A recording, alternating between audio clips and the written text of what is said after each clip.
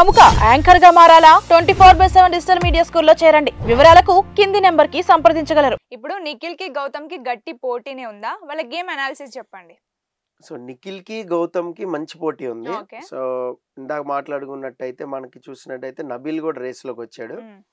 So Gautam game analysis కంటే కూడా okay. So Nikhil కి ఏంటంటే స్టార్టింగ్ నుంచి కూడా ఒక స్టేబుల్ ఓటింగ్ అనేది ఉంది.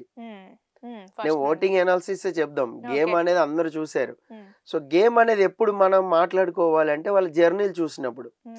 సో ఇప్పుడు ఏంటి మా పరివార్ అని ఒకటి వాళ్ళ సీరియల్స్ ప్రమోషన్ అని వాళ్ళ సెల్ఫ్ ప్రమోషన్ జరుగుతుంది. అవునవును. ఇప్పుడు ఓంకార్ అన్నయ్య వచ్చినా కూడా ఈ స్మార్ట్ జోడి జోడి. ప్రమోషన్ కే అవును. అది కూడా స్వార్థమే కదా. ఇప్పుడు రేటింగ్ రావాలి. బిగ్ బాస్ అనేది యూజ్ రేటింగ్ షో.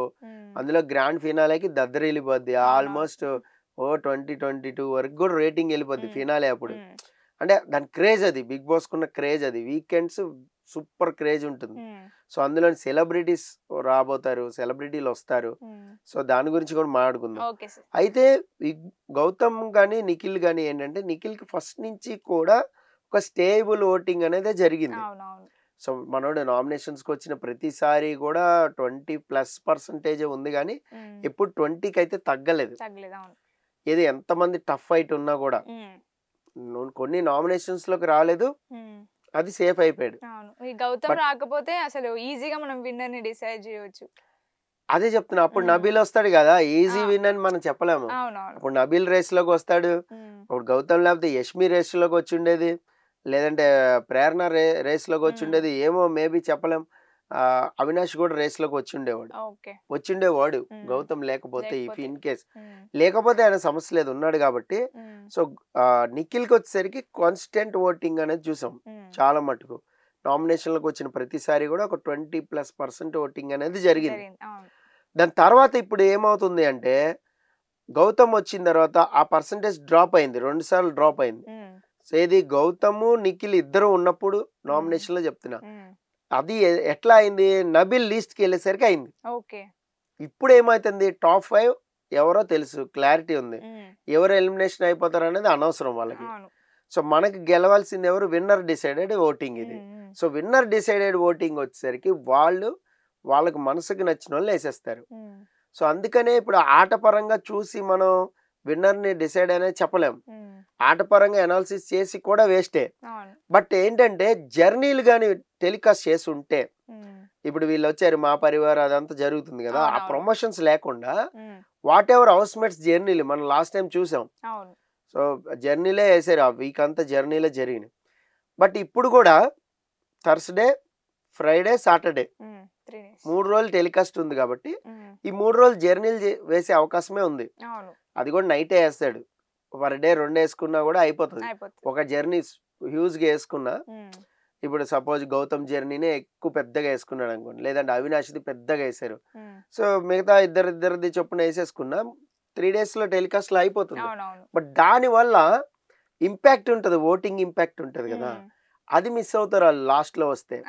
ఇప్పుడు సాటర్డే అవినాష్ వేసారు అనుకోండి, ఉపయోగం ఏముంది, ఓటు వేయలేను కదా నేను. సో ఇదే మిస్టేక్ లాస్ట్ టైం సీజన్ 6 అప్పుడే ఇప్పుడు చేశారు వీళ్ళు. సాటర్డే జర్నీ ఎందుకురా బాబు, ఓటు వేయడానికే లేదు ఇక్కడ. వాళ్ళ జర్నీ చూసి నేనేం చేయాలి, చప్పట్లు కొట్టాలనా? అరే అంత బాగా ఆడింది. ఇప్పుడు రోహిణి జర్నీ చూస్తుంటే మనకి ఏమనిపించింది చెప్పండి, అరే భలే ఆడిందే అసలు. ఆ ఎలివేషన్ శివంగివే పాట వేయగానే ఒకసారి గుర్తొచ్చింది అందరికి, అరే ఓటు వేయాల్సిందిగా, తప్పు చేసినాం అనే ఫీలింగ్ ఉంది చాలా మందిలో ఉంది. మరి అదే ఫినాలే అప్పుడు మీరు జర్నీలే ముందు పెట్టుకుంటే, అంటే మండేకి 2 అయిపోయినాయి అనుకోండి, ఇప్పుడు 2 అయిపోయినాయి, ప్రేరణది అయిపోయింది, నబీల్ది అయిపోయింది అనుకుందాం, వాళ్ళ ఓటింగ్ గ్రాఫ్ పెరుగుతుంది కదా. అట్లీస్ట్ నాకు ఓటు వేయాలనిపిస్తుంది ప్రేరణకి. అది ఎంత బాగా ఆడింది పాపం, ఎంత కష్టపడింది, ఎంత జెన్యున్ గా ఆడింది. ఆన్లైన్ నోటిదోలు వల్ల తిట్టింది కొంతమందిని, కొంత సాఫ్ట్ కార్నర్ తో క్షమిస్తాం. అలాగే నబీల్ కూడా బా ఫస్ట్ లో గేమ్ అద్దరు కొట్టేశాడు కదా బా, లాస్ట్ లోకి వచ్చాకే కదా, ఫ్యామిలీ రౌండ్ అయిన తర్వాతే కదా కొద్దిగా రిలాక్స్ అయ్యాడు, టాప్ 5 వెళ్ళిపోతున్నా అని మనకు అనిపిస్తుంది ఎక్కడో అక్కడ. అరే కొంచెం ఇప్పుడే కదా ఓడిపోయాడు, ఫస్ట్ లో గెలిచాడు కదా అనిపిస్తుంది. నిఖిల్ జర్నీ వేసారు అనుకోండి, అరే అన్నెసరీగా బ్లేమ్ చేశారు, అయినా కూడా ఎంత కన్విన్స్ చేసాడు అంటే ఇప్పుడు చెప్తుంది నిఖిల్ అప్పుడే చేశాడు అనే ఐడియా కూడా వస్తుంది. సో గౌతమ్ చూసినా అలాగే వస్తుంది. సో గౌతమ్ వచ్చిన దగ్గర నుంచి చాలా డిఫరెంట్గా గేమ్ ఆడాడు చూడండి, అవును నిజమే ఆయన అన్ని గేముల్లో పక్కన పెట్టారు కదా అని గౌతమ్ మీద ఒక సింపతి వర్కౌట్ అవుతుంది. ఇలా వర్కౌట్ అవ్వాలంటే మీరు జర్నీలో హైలైట్స్ వేయాలి. హైలైట్స్ వేస్తేనే ఆడియన్స్ రీకలెక్ట్ చేసుకుంటాడు. What ever show from the beginning day 1 నుంచి రీకలెక్ట్ చేసుకుంటాడు. ఈ రీకలెక్ట్ చేసుకుని ఓటేస్తాడు. అదే కదా విన్నర్ అని డిసైడ్ చేసేది. Whatever your personality in the Bigg Boss house, ఆ పర్సనాలిటీని డిస్క్రైబ్ చేసుకుని నేను ఓటేయాలి, నా మైండ్ సెట్ మార్చుకోవాలి అంటే ఖచ్చితంగా యూ షుడ్ ప్లే జర్నీస్ అన్నమాట. అంటే మీరు జర్నీలు వేయకుండా ఎప్పుడో ఫ్రైడే సాటర్డే వేసాం లేదా థర్స్డే వేసాం అంటే అది వర్కౌట్ అవ్వదు, యూజ్ అవ్వదు. సో అది జరిగింది. యాక్చువల్గా ఏది ఏమైనా మీరు అడిగారు కాబట్టి నిఖిల్ది అయితే కాన్స్టెంట్ ఓటింగ్ అనేది జరుగుతుంది. At the same time Gautam కూడా ఆల్మోస్ట్ తనకి ఎప్పుడైతే డేంజర్ జోన్ ఎలిమినేట్ అయిపోయాడో సో ఆడియన్స్ అప్పటి నుంచి కూడా గౌతమ్ ని ముందు పెట్టడం స్టార్ట్ చేశారు.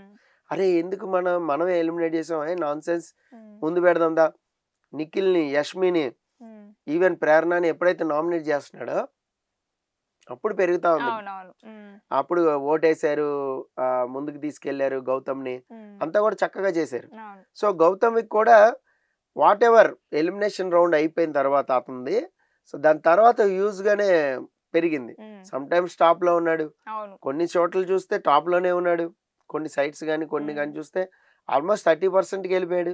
సో ఇప్పుడు చాలా మంది గౌతమ్ విన్నర్ అని కూడా కామెంట్స్ చేసేస్తున్నారు. ట్రెండింగ్ వాట్ ఎవర్ కానీ వెళ్ళిపోతుంది, చెప్పలేం. ఇప్పుడు గౌతమ్మ నిఖిల ఎవరు విన్నర్ అవుతారు అంటే చెప్పలేని పరిస్థితే ఉంటది. ఏది 2-3% డిఫరెన్స్ ఉందనుకోండి, నేను కూడా చెప్పలేను.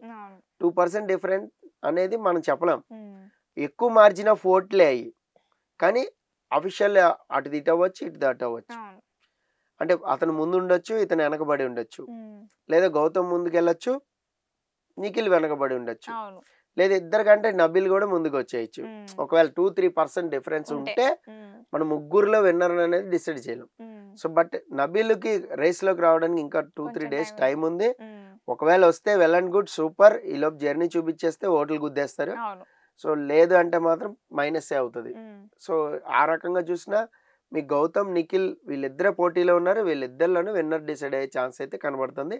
వీళ్ళకి ఆట పరంగా చూసే కంటే కూడా సో ప్రీవియస్ ఓటింగ్ పరంగా చూస్తే మాత్రం ఇది క్లియర్ కట్ గా అర్థం అవుతుంది. సో ఇప్పుడు చాలా మంది గౌతమ్ విన్నర్ అని కూడా కామెంట్స్ చేసేస్తున్నారు.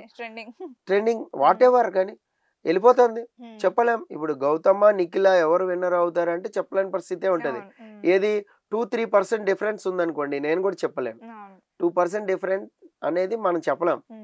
ఎక్కువ మార్జిన్ ఆఫ్ ఓట్లే అయ్యి, కానీ అఫీషియల్ అటు ఇటు అవ్వచ్చు, ఇటు అటు అవ్వచ్చు. అంటే అతను ముందు ఉండొచ్చు, ఇతను వెనకబడి ఉండొచ్చు, లేదా గౌతమ్ ముందుకు వెళ్ళొచ్చు, నిఖిల్ వెనకబడి ఉండొచ్చు, లేదా ఇద్దరు కంటే నబిల్ కూడా ముందుకు వచ్చేయచ్చు.